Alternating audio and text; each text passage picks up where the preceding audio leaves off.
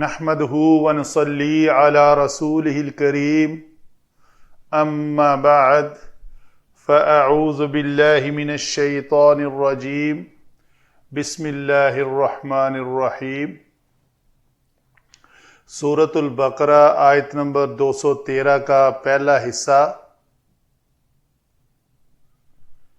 پڑھتے ہیں تجوید کے مطابق۔ كان الناس أمة واحدة۔ آگے میں چل سکتا تھا لیکن رکا اس لیے تاکہ اس طرح کی جو گول تا ہوتی ہے اس کے اوپر اگر وقف کرنا مقصود ہو تو کیسے وقف کیا جاتا ہے۔ قواعد وقف میں ہے کہ اگر تا مربوطہ کہتے ہیں ربط، بند ہوئی تا مفتوحہ جو ہے وہ یہ سا کی طرح تا مفتوحہ ہوتی ہے، لیکن اس کو تا مربوطہ کہتے ہیں، گول تا۔ تو گول تا کے اوپر اگر وقف کرنا ہے تو اس کو ہائے ساکنہ بنانا ہے۔ سمجھے کہ یہ دو نقطے نہیں ہیں تو یہ ہا بن گئی، تو ہا بھی ساکن۔ كان الناس أمة واحدة۔ اگر ملا کر پڑھنا ہے تو تنوین کو پڑھ کر اخفا ہوگا۔ كان الناس أمة واحدة فبعث الله النبيين مبشرين۔ مجھے اندازہ ہو گیا کہ مجھ سے آگے والا لفظ نہیں پڑھا جائے گا تو میں نے یہاں پہ وقف کرنے کو مناسب سمجھا۔ فَبَعَثَ اللَّهُ النَّبِيِّينَ مُبَشِّرِينَ وَمُنذِرِينَ وَأَنزَلَ مَعَهُمُ الْكِتَابَ بِالْحَقِّ۔ قاف ساکن کیا ہم نے خود وقف کے لیے تو قلقلہ کریں گے، واو کلی شفتین گول۔ وَأَنزَلَ مَعَهُمُ الْكِتَابَ بِالْحَقِّ۔ آگے چلتے ہیں جی، علم صرف میں کلمات کو دیکھتے ہیں۔ پہلا ہی کلمہ ہمارا کانا فعل ناقص ہے، افعال ناقصہ میں سے کانا، سارا، باتا، ظلا، امسا، اصبحا، یہ سارے ہیں۔ ان میں سے آج کانا کا پہلا صیغہ استعمال ہوا ہے۔ کانا الناسو مرفوع ہے، تو اس کانا کی یہ کانا تامہ بھی آتا ہے اور کانا ناقصہ بھی آتا ہے۔ تو جہاں پہ کانا تامہ آئے گا اس میں اس کا فاعل اور مفعول آئے گا، جہاں پہ ناقص آئے گا تو اس کی ایک اس کا اسم ہوگا اور ایک اس کے بارے میں خبر ہوگی۔ تو گویا یہاں پہ کانا فعل ناقص واحد مذکر غائب کا صیغہ، الناس اسم، امتن واحدتن گویا لفظ امہ، حمزہ میم میم اور واو ہا دال واحد۔ فبعث اللہ، فا حرف عطف ہے، بعث روٹ ورڈ ہے، فعل ماضی کا واحد مذکر غائب کا صیغہ، اللہ اسم جلالہ، نبیین نبی کی جمع، مبشرین یہ اسم الفاعل حالت نسبی، واو عطف، منذرین بھی یہ دونوں لفظ با شین را سے اور نون زال را سے، یہ باب افعال سے ہے، انذر ینذر سے منذر اور منذرین، اور یہ بشر یبشر سے ہے مبشر مبشرین۔ واو آگے عطف ہے، انزلہ پھر اسم آیا ہے تو نون انزلہ پھر یہ فعل ہے باب افعال سے آیا ہے، نون زا لام تو پہلا ہی صیغہ ہے انزلہ، مع اسم ظرف، ہم اسم ضمیر مجرور، الکتاب کتاب، بالحق با حرف جارہ اور الحق کے ساتھ ہے تو مرکب جاری بنا۔ یہ ہوئی جی ہمارے علم صرف کے مطابق بحث۔ آگے چلتے ہیں علم نحو میں ان کا آپس میں ربط کیا ہے۔ کانا فعل ناقص جیسے میں نے بتایا، الناسو اس کا اسم ہمیشہ مرفوع ہوتا ہے اور یہ انا کا الٹ عمل کرتا ہے۔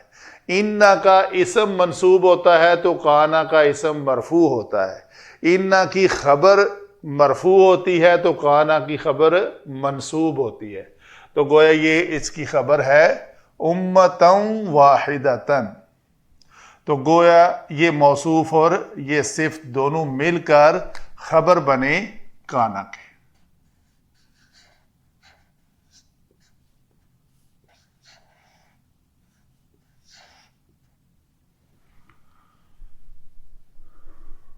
آگے واو عطف ہے، بعثا فعل، اللہ اسم جلالہ مرفوع اس فعل کا فاعل، النبیین مفعول بہ، ذوالحال، ذوالحال ایسے اسم کو کہتے ہیں جس کا آگے حال بیان کیا جا رہا ہو۔ اچھا جی، حال کیا ہے؟ اکثر میں مثال دیتا ہوں، جاء زید راکبا، زید آیا اس حال میں کہ وہ ہمیں گھوڑے پر سوار نظر آیا، تو سوار تھا وہ، تو یہ اس کی حالت ہے۔ زرت حامدن وہو قائد، تو میں واو حالیہ، ہوا مبتدا، قائد خبر، میں نے حامد کو دیکھا، حامد کے پاس گیا، اس کے پاس مہمان نوازی، مہمان کے طور پر گیا تو اس کو دیکھا کہ وہ بیٹھا ہوا تھا، تو یہ اس کا حال، قائدن یا قائمن، کوئی بھی حال آپ نائمن کر لیں، تو یہ حال تھا جو آپ نے جس حال میں آپ نے اس شخص کو دیکھا وہ حال کہلایا جاتا ہے۔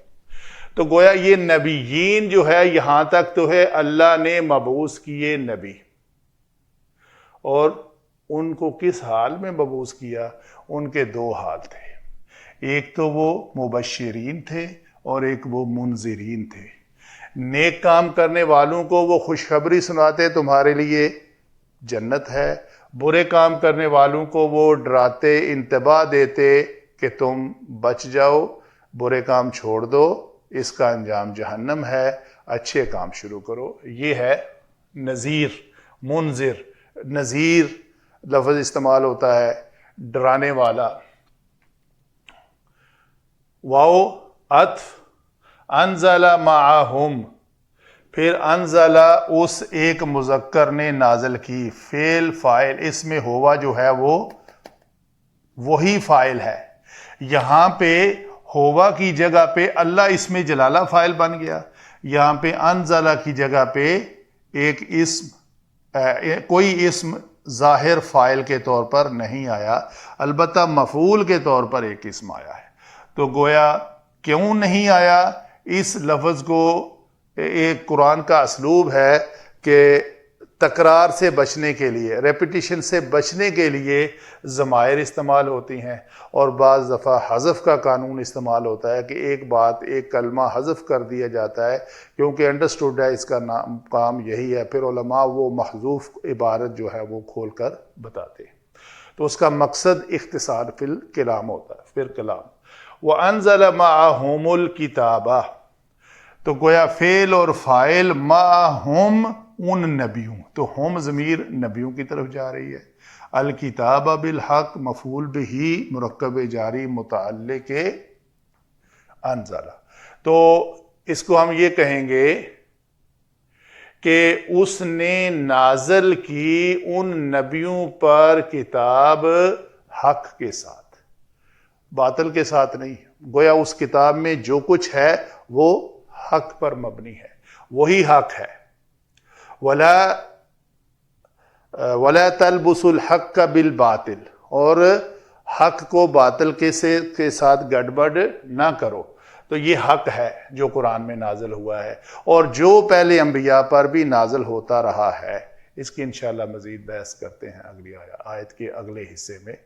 اللہ تعالی ہمیں قرآن پڑھ کر عمل کرنے کی توفیق عطا فرمائے۔